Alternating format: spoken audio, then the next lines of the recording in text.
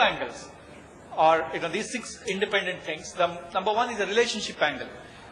That is, we want to keep in touch with the faculty for a sustained duration, for a significant amount of time, so that we can really see how much improvement is happening with reference to the productivity or the usefulness of the output. Then collaborative learning is typically what you have also seen is not happening at a faculty level. We wanted to provide a platform where even faculty members collaborate in order to learn. We wanted to make it more practice-based so that they apply, see, and then really confidently tell the students that I have also worked on technologies, I have also delivered customer projects, now I can share with you how that is done. Of course, we want the rigor as in the education. And the fifth one is a very interesting thing, because we have, as I mentioned, about more than 350 colleges which will roll out this new kind of a training, and it is process driven. We precisely tell how they will select the faculty, how they will select the students, how they will announce the program to the students, when they will plan for assessment. The whole works is a complete project plan, just like we deliver to a customer. So that is what colleges are executing. And of course, we want measurability at every stage. So considering this, we thought of a framework like this, which has got 8 dimensions based very similar to the model that you saw in the rigor and relevance framework. I'll very quickly in 30 seconds run through all these steps so that this is what really happens in the minds of the learner. Everybody has questions. Why should I learn this? What is the benefit for learning this? How long will it take to learn? All these questions are answered at the understand stage. Let me understand stage. Then let me prepare. Before I come to the training program, what is the preparation that is needed? If we clear those and if we give them opportunity to prepare, those trainings will be a lot more effective than they just appearing to the event. Then when they are particularly in a training session, they would like to listen and learn, which is typically a classroom kind of a scenario. And they would like to see things, how these projects have worked, which is the 4th stage. In C, they will see a lot of demonstration of how technologies have been used. Then we allow them to try, so that they also can really feel that it's not very distant. They also can do it. Then that question of assessment, how much they have learned, which is the check phase. And we want the faculty members to collaborate, which is the network phase, and solve real life complex problems. So these are the 8 phases through which we felt if we take all the participants through, then everything that we talk about definitely gets into their mind and they can practice. Now, in order to deliver this, we also felt that there are enablers, which are people, systems, and processes. We need very good people to make sure that this knowledge transfer happens. We need systems, which could be IT systems or infrastructure and any other thing. And there is a process that is required in order to deliver this consistently across the globe. If this has to be made people independent, if this has to be made geography independent, if it has to be made the independent of the background of the faculty, then there are very, very different challenges, and that's what we try to address in this framework. Now you can really imagine that this is a very simple thing. Now the profile that we have mentioned already is about engineering college faculty.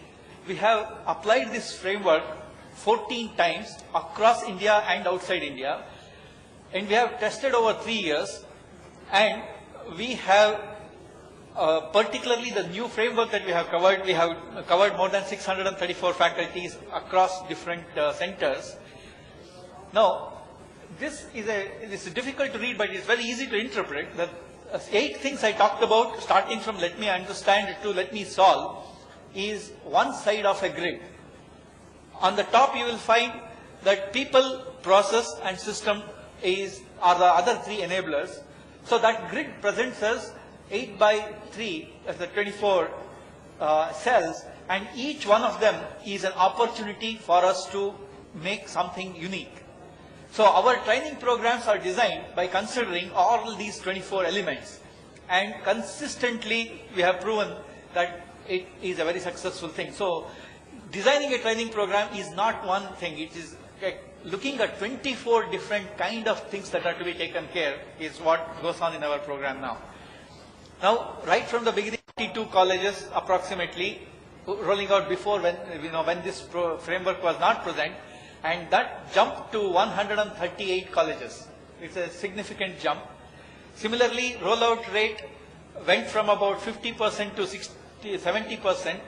That means more than 70% of the participants were able to practice whatever they learned. It's a very high percentage. Similarly, they used to take on an average about 7 months to start the work in their own colleges. This was brought down to about 3 months. Within 3 months of their training, they were able to apply in their own colleges. And the feedback from the participants increased marginally. So the rollout rate really went from 55 to 76%. Average lead time was reduced by 132%, and feedback from participants was marginally increased. As such, the feedback was pretty good. So, in terms of how we arrived at this 8x3 matrix, is based on some of the popular work which is already done in the world, and we have reused that in a very specific instance, and that's how we have arrived at this particular paper as well. We believe that this particular framework is an instance that we have practiced for faculty, but the same thing can be used for any audience. It does not matter, because if we are able to pinpoint what little we can do in those 24 squares, and if we make an attempt, we are going to design a very effective training program. Then this also identifies the extended knowledge continuum. That means what kind of content is required, what kind of assessment is required, what kind of time and effort it takes also comes out of the same framework, because you know that you have to do some activity in those 24 intersection points. Then comparing the results of the pre-framework and post results are really encouraging, and so we believe that this has reached a maturity within our own organization. And we have been sharing this with large organizations, including AICTE, who have really recognized this and seen that the first time in the history of our engineering colleges, we have a CMM like a process through which faculty deliver the programs. The process part of it plus a common framework has given us a lot of encouragement, and that's the intent of sharing this one. I thank Professor Subramaniam and all of you for being here. Thank you very much. Thank you.